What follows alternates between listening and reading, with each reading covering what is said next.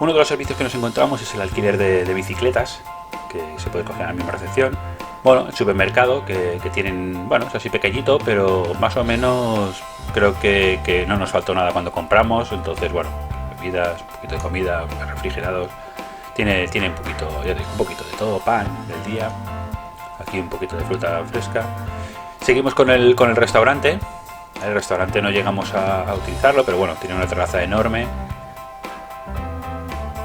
Y vimos oferta y más o menos de precio, pues estaba bastante bien. Aquí está con la terraza, que justo está cerca del escenario, para, bueno, en verano poder estar cerquita.